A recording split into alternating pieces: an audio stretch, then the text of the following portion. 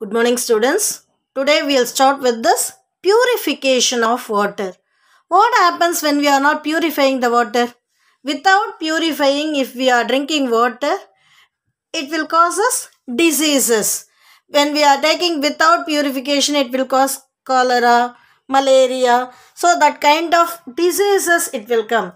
To avoid all these things, we are purifying the water which is used for drinking. Sometimes even for washing also we are using soft water, because if we use hot water, it will not be perfect. That's why we are purifying the water. Now we'll see the steps which is involved in the purification of water. First step, it is sedimentation.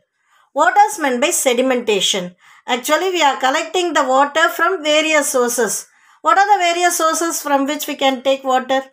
Lake, river, well, tap. So, from all the sources, we are collecting the water. Then it is poured into the sedimentation tank. In that sedimentation tank, we are leaving the water which is undisturbed for some time. So at that time what happened? Impurities will be removed. Sometimes even we are using potash alum. Potash alum, what it will do in the sense, it will combine with that impurities, so that impurities it will settle down at a faster rate. So to speed up the process, sometimes we are using potash alum also for sedimenting impurities. That process only we are saying it as loading. Is it clear? After sedimentation, we are allowing that water which is free from suspended impurities, that is allowed to pass through the filtration tank.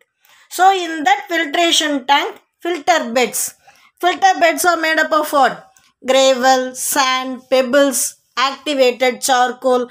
Actually, why we are using all these things in the sense, so that impurities it is somewhat totally it is removed. Here we are removing suspended impurities.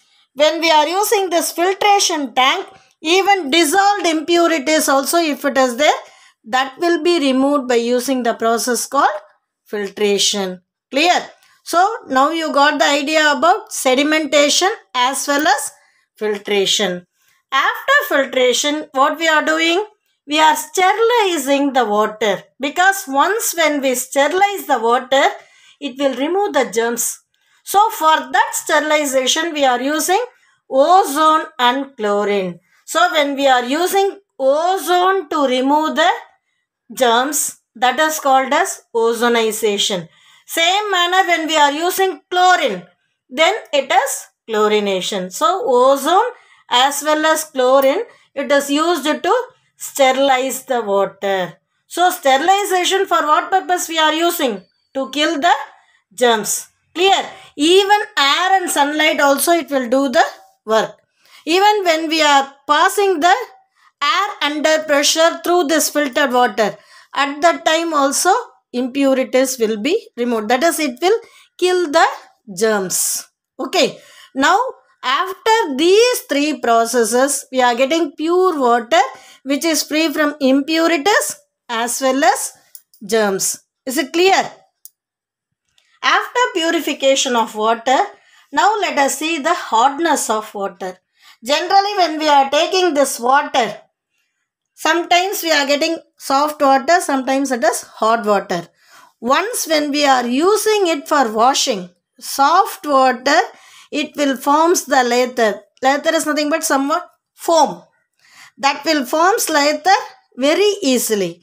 But hot water, it doesn't. Okay. Hardness of water, actually, there are two kinds of hardness. One is temporary hardness. Another type is permanent hardness. Okay. First, let us see the temporary hardness. How it is formed. Carbonates and bicarbonates of calcium and magnesium. So, when calcium carbonate or calcium bicarbonate, same manner magnesium carbonate or magnesium bicarbonate, if it is present in water, that will cause us temporary hardness. Clear? Permanent hardness, chlorides and sulfates of calcium and magnesium. How we said for temporary hardness? Calcium carbonate, calcium bicarbonate, we said no. Same manner, calcium chloride, calcium sulfate, or magnesium chloride, magnesium sulfate, if it is present, that will cause permanent hardness of water. So one is temporary hardness.